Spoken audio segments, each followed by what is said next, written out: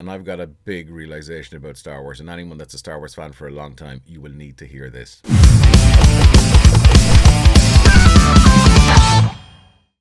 I've seen Star Wars The Last Jedi a second time, and I felt it's only fair to do a follow up video because that was one of the arguments that was made online that you need to see this movie a second time because apparently it should be better on the second viewing. Well, before I go on, right, I'm going to go into spoiler territory here. So if you haven't seen the movie, hit the subscribe button. But move on. Nothing to see here. Move on. Nothing to see. So yeah, I'm going to get into spoilers. I'm going to talk about the ending. I'm going to talk about specific spoilers in all of this. Not well. There's going to be huge ones in it. But yeah. So just so you know, this is your last chance to get out of here. Shoot. Hit subscribe. It's still a 3-star movie for me. If I really had to push, maybe 3.5. I liked it more, and it took me a while to realize why I liked it more. So I still have huge problems with all of the humor, all the one-liners, the conversation between General Hux and Poe at the very start, where I'm calling for General Hux. That drove me bananas. That was never part of Star Wars universe. That type of humor never existed. Luke milking an overinflated Coelosaurus. Yeah, that still, no matter if the whole thing was a slapstick, that still don't work. You just don't treat one of the biggest characters in cinema history like that. That leads me on to the next kind of problem. And I'm going to kind of start touching on spoilers again. This is the character treatment. So Luke Skywalker, no matter who you are, you cannot argue that Luke Skywalker is one of the most loved and best known movie characters in cinema history. The way they treated that character, the way he was written about, doesn't make any sense. There's little or no respect for history or heritage or just what the whole Luke Skywalker character stands for.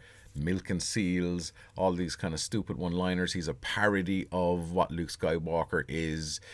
He just doesn't look right. He doesn't look comfortable in the role, as I said the last time. And the ending, and here's the spoiler, the ending of him just disappearing. While I know some people can make the argument, hey, look, he's given himself the ultimate sacrifice. He's becoming one with the Force. He's the only one that could ever do that. And this way, he's blah, blah, blah. I don't know. There was no emotional beats to Luke dying or moving on to the Force or whatever. And it just didn't make sense that you would treat a character like that to go out on, I don't think he went out on a high. Did he defeat Kylo Ren? Maybe he defeated him mentally. But Kylo Ren still reigns. It just didn't sit in me well that you don't just crap all over one of cinema's most loved characters like that with little or no respect. We're in the middle of spoiler territory. May as well talk about Leia. Leia should be dead. I don't know. Look, I absolutely love Star Wars. I'm not a hardcore Star Wars fan, is in the fact that I cannot tell you how many grains of sand are on Tatooine. I cannot tell you how many hairs are on Chewie's ass. I don't know. But my knowledge of the Force is limited, like the hairs in Chewie's ass, which are not limited. And I don't know. Never realized a Jedi could do that. Maybe this is a new thing. Was she that strong with the Force? She flew through space after waking up. That was just one of the cringeworthiest scenes I've ever seen. And that was another problem that really kind of hammered it home to me that this is not the movie I thought it would be. And that's going to lead me on to my realization. And I've got a big realization about Star Wars. And anyone that's a Star Wars fan for a long time, you will need to hear this. For the first time. I took my 7-year-old Cameron to see this again. So that's why I went to see it again, because I brought my 7-year-old.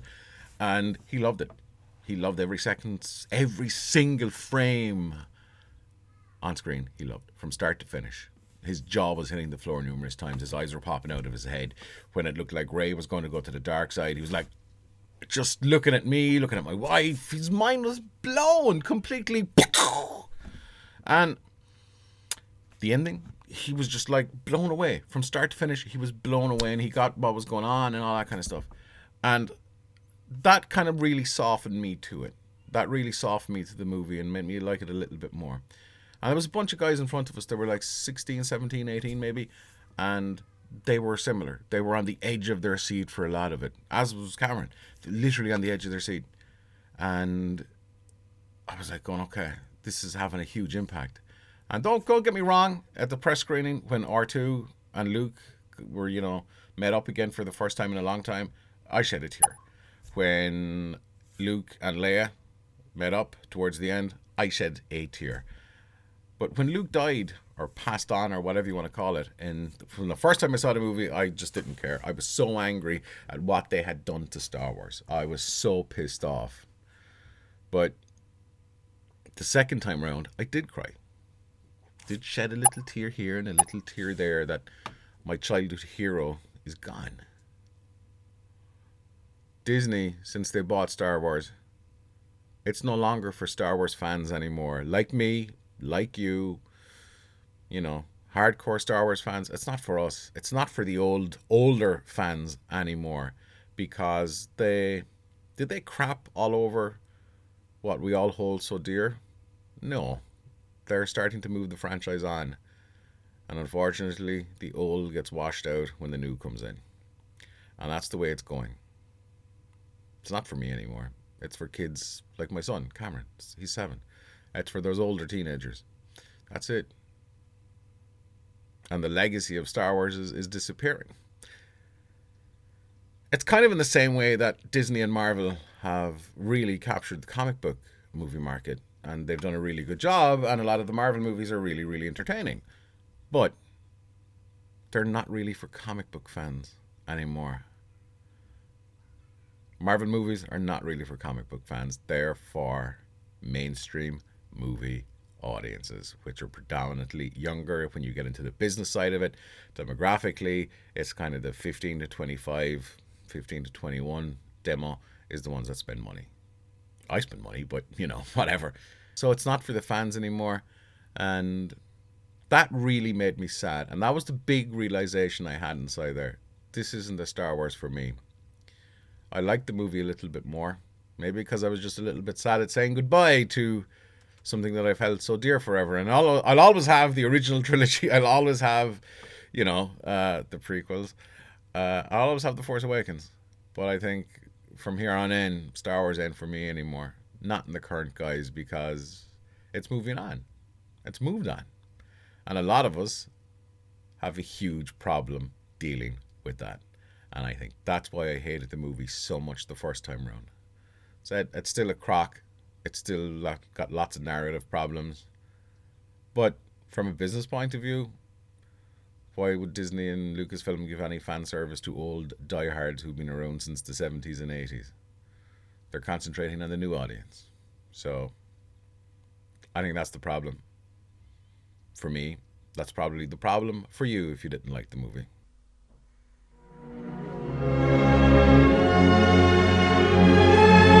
And yeah, I will watch episode 9. I will watch all the spin-offs. But I know going into these that the Star Wars that I know and love is gone, really.